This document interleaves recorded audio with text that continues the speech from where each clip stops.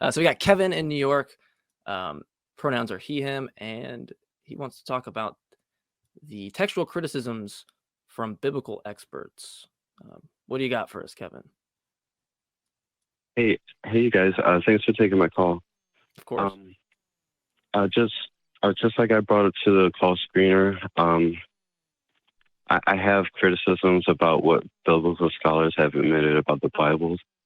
And what I mean by that is that it further explains why I've harped on apocryphal books in the past.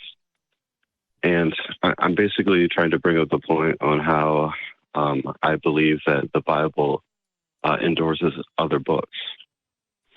Just as biblical scholars have admitted that the authors of, say, the New Testament borrow from other sources.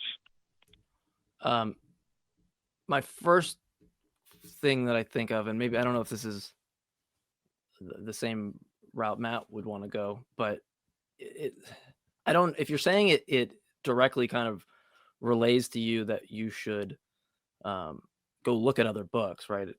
I'm wondering, like, it seems that you're assuming some interpretive principle, where I'm wondering if a Christian who reads the same thing one way with a different interpretive principle, if you just disagree, I'm not sure like which one's justificatory, like which one's actually justified the way that, right? Because you're kind of making a claim that it says we should go look at other texts. But if someone who's a Christian who disagrees with that, I don't know how, like, who's actually aligning with God's divine utterance, right? Like aligning with what God would want in that situation, even if I just granted that God exists. Seems like you're just assuming some interpretive principle that I don't know how it's justified. And before you keep going, Kevin, I just had a quick question. I want to make sure I understood you correctly, because it sounded like you were saying you disagree with biblical scholars. And while your credentials aren't relevant, you could be entirely wrong. I'm just wondering what expertise you have that puts you in a position where, if you disagree with scholars, what can you cite? What can you point to say, here's why the scholars are wrong, rather than just, I disagree? Yeah. They're mostly wrong in the case of omitting information, because they'll make a statement like how I've said already, that the New Testament authors borrow from other sources. Well, hang on. The single piece of evidence. Yes? Hang on. So there are a bunch of different New Testament scholars. Some are theists, some are atheists. I'm friends with several of them. I'm not a New Testament scholar, but there's disagreement about how much the New Testament relied on external sources. And so there's not a consensus among scholars that it necessarily did, or which sources, or how much Matthew borrowed from Mark, or how much Mark and Luke may have borrowed from a Q document. So with no consensus here, what exactly are you objecting to? All I'm saying is that there's an aspect that, as far as I could tell, has been completely overlooked. That tells me nothing, Kevin. When I say, what exactly are you objecting to say something like, all I can say is there's some aspect that's been completely overlooked, that tells me nothing. You've got to get to something substantive. All right. Well, the single piece of evidence that I was trying to prove was, as you read through the New Testament, looking at 2 Peter and Jude, there is a curious relationship to these books in such a way to where it dawned on me that some of the verses in these books can be combined to make more sense. And so first of all, Kevin, you said the single piece of evidence that you're trying to get to is this: as you read through 2 Peter and Jude, some of these verses fit together. That's not a piece of evidence. That's you reading through 2 Peter and Jude, seeing something that you think is relevant in a pattern, putting it together with absolutely no backing and no knowledge or understanding or anything else. That's not a piece of evidence. You're calling in to tell us what your opinion is. What's the evidence for your opinion? Yes. I know that what I just said can seem redundant, but what I'm trying to prove by saying this is that this process of combining text to make more sense. Hold on, Kevin. Hold on though. Actually taken from Kevin. Hold on, Kevin, real fast. From, you say what I'm trying to prove by saying this. That's kind of the problem, is that you're just giving a claim and a testimony. There's nothing you can prove by saying this. I literally typed the second you said prove by saying this, and J Mike interrupted to point out that I had typed in the exact same thing. The second you uttered what I'm trying to prove by saying this, you completely ignored everything I asked. You have not offered any sort of evidence, and you don't understand, or you don't seem to understand, that you can prove nothing by just saying what you're saying. We need actual evidence. You've referenced evidence a couple times. What is the evidence? What is the point? And what is the evidence for the point? That's it. Well, the evidence is basically in the style of how these books were written. The style of how these books were written is actually taken from texts that precede even Old Testament texts. Yeah, but if this goes back to the first thing that I said, which was that if your interpretive principle or method that you use to come to that conclusion is in disagreement with another person that uses an interpretive principle that thinks the opposite of you, now you have a question of, in virtue of what justifies the right interpretive principle for you to even know that. Merely starting by the fact alone that you think it isn't justification. I see what you're saying, but in what I'm trying to say, there's no point in trying to force an interpretation of this, in my opinion, or else it would. Look, hold on. Let me back up, Kevin, because what I'm trying to relay something. Maybe I've missed some things. When the reader reads something from a speaker, right? When you read something, you can interpret the speaker multiple different ways. Okay, you have to actually know what justifies whether or not that actually aligns with the speaker's intentions. In this case, the speaker is presumably God, okay? And you're saying that your interpretive method aligns with that, right? But the problem is if somebody else uses some interpretive principle where they come to a different conclusion, right? We have nothing that separates. This is the same issue with like faith. I have faith this, I have faith that, and you have two different conclusions.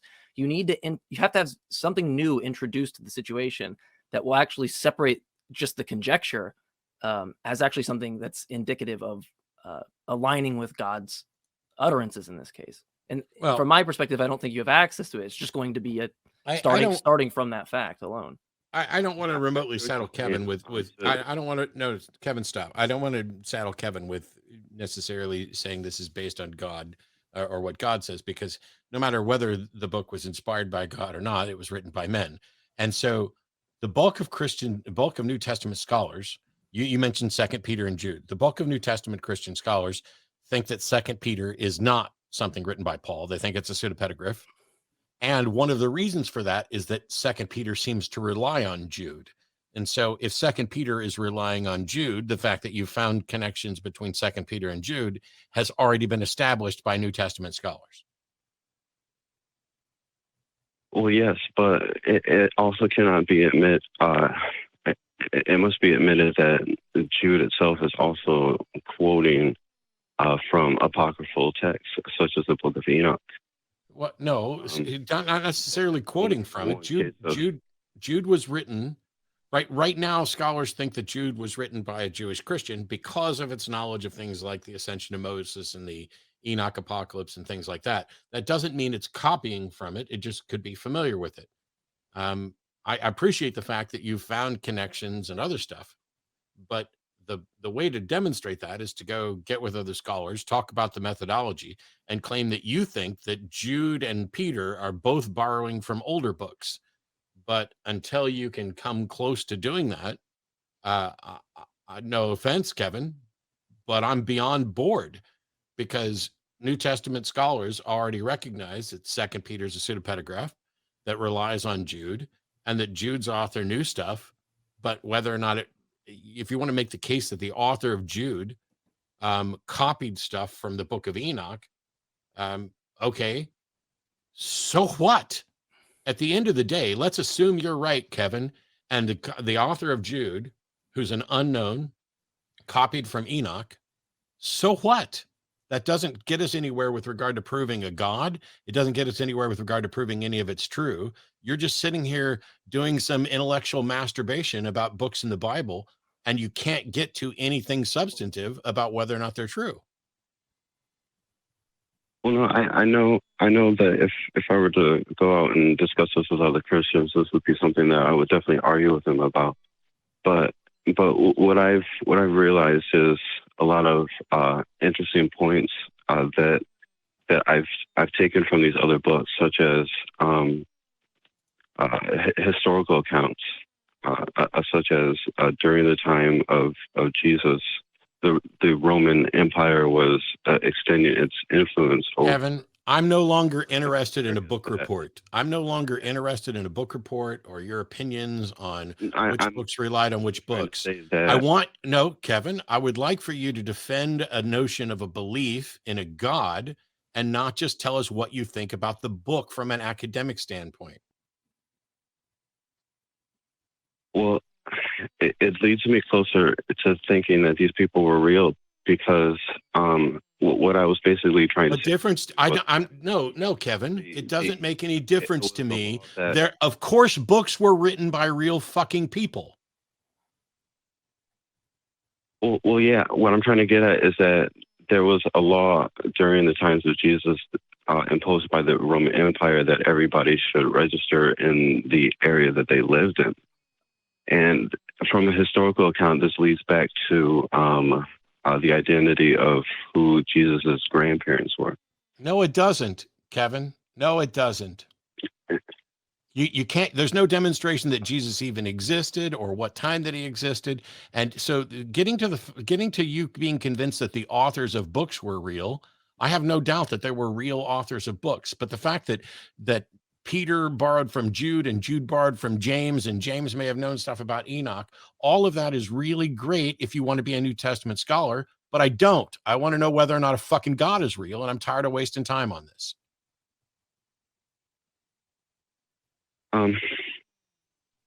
I have a lot more to say. I have a source to give you that I think would be convincing for you, but I don't know. It's I'm not trying to sell a source that would be convincing about what? Line. A source that would be convincing about what, Kevin? That there's a God. Okay. Why is it that you are not convincing about, or not even making an attempt to convince me about a God? Why is it that now, after giving your book report, now you've got a source that you think would be convincing? Why not just make the fucking argument? Why not present the evidence? Because it's a different topic.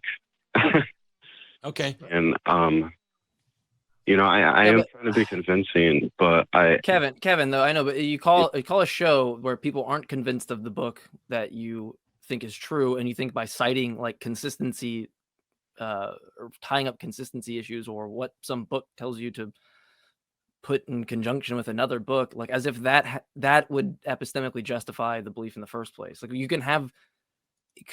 Someone can have like a really bad moral philosophy and it be consistent. Doesn't mean it's like true. Doesn't mean it's like the right one, right? So clearly, like you should want to convince us of the belief rather than just this book says a thing, and I think I can tie it up pretty nicely. I don't know what damage or what motivational value that's supposed to have to a non-believer. To not dilly-dally and to sum up my points, basically what I'm trying to say, and I know there's a lot of Christians out there who would disagree with me by saying this. Then call them. Then call them. Then call them, Kevin. If there's a bunch of Christians out there that disagree with you, then call them, work it out, and when you guys come to an agreement about what the actual truth is, then call back. Yeah, Kevin, I'm gonna move on to another caller. I think I'd take that advice as well and call us back, and instead of I've done this for a long time, but also I've stood in a room with 4 different Christian apologists, all trying to argue for 4 different excuses or reasons for why something is, and none of them agreed. If you already know, Kevin, if Kevin already knows that there are Christians who disagree with him, why is he calling an atheist show?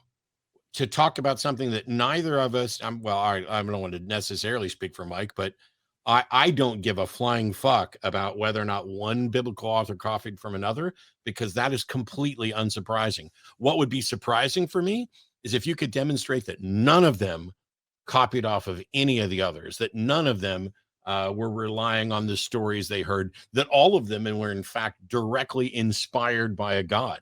That would be a case for God.